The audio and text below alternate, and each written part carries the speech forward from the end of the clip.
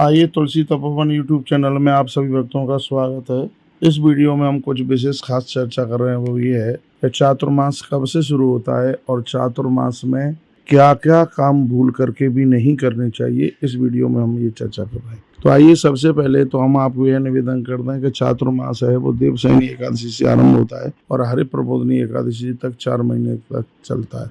लेकिन अब के बार अधिक मास लौंद का महीना पुरुषोत्तम मास होने की वजह से 4 महीने की बजाय अब के चातुर्मास है वह 5 महीने तक चलने वाला है। और चातुर्मास में भगवान राजा बलि के यहाँ पर कितने दिनों तक रहते हैं। राजा बलि को उन्होंने वरदान दिया है कि मैं तेरे दरवाजे को नहीं छोड़ूंगा। तो आज भी भगवान देवशयनी एकादशी से लेकर के हरि प्रबोधनी एकादशी तक वहीं सुतल लोक में राजा बलि के यहाँ पर भगवान वास करते हैं। इन दिनों में भगवान शंकर पूरा 4 महीने तक के लिए पूरे सृष्टि के उपक्रम को संभालते हैं। भगवान महादेव ही सृष्टि को चलाते हैं, ये समझ लीजिएगा। भगवान भोलेनाथ के ही द्वारा यह सृष्टि संचालित होती है। मैं आपको एक विशेष बात ये कहना चाहूंगा कि इस चातुर्मास में धार्मिक काम तो हो सकते हैं लेकिन मांगलिक काम नहीं हो सकते। अब धार्मिक कार्य क्या है और मांगलिक कार्य क्या है वो भी आप समझ लीजिए। जैसे जनेऊ,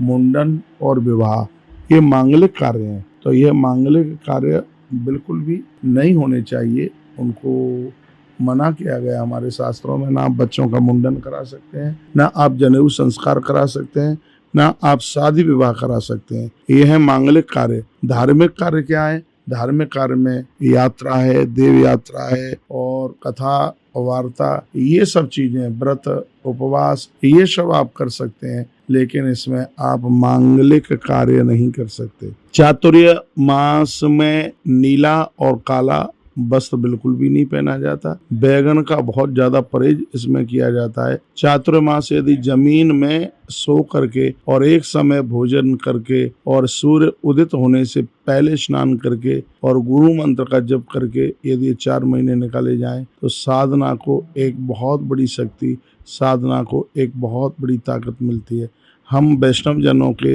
यहाँ पर सनातन पद्धति में चातुर्मास की बड़ी महिमा है। चौमासे में साधक लोग ज्यादा इधर उधर घूमते नहीं हैं, एक ही जगह पर वो समय निकालते हैं, क्योंकि इन दिनों में कीड़े मकोड़े बहुत ज्यादा धरती फाड़ करके बाहर आ जाते हैं।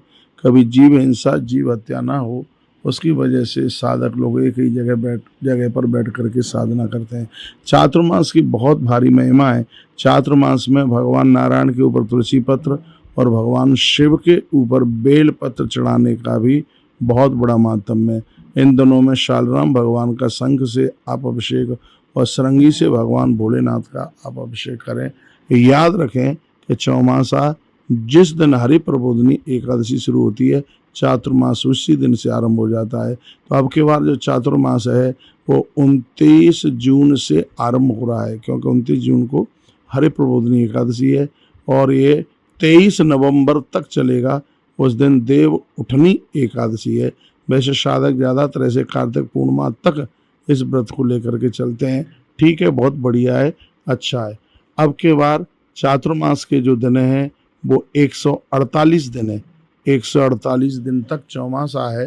तो साधक लोगों को इन दिनों में खूब साधना पूजा पद्धति को बढ़ाना चाहिए। जमीन में सोएं, एक बार भोजन करें, काले नीले रंग का बिल्कुल परहेज करें और भोर में सूर्य उदित होने से पहले स्नान करें और अपनी श्रद्धा के अनुसार भगवान की पूजा करें। भगवान सभी कार्यों को पूरा करेगा। भगवान बहुत बड़ी कृपा करेंगे। ध्यान रखना, इसमें मांगलिक कार्य नहीं, इसमें धार्मिक कार्यों को ही करने के लिए जोड़ दिया गया है। बहुत बहुत धन्यवाद है आपका। ऐसे ही हमारे साथ जुड़े रहिए और हम आपको और भी कुछ बढ़िया सी वीडियो भेजने वाले हैं। राम राम जी।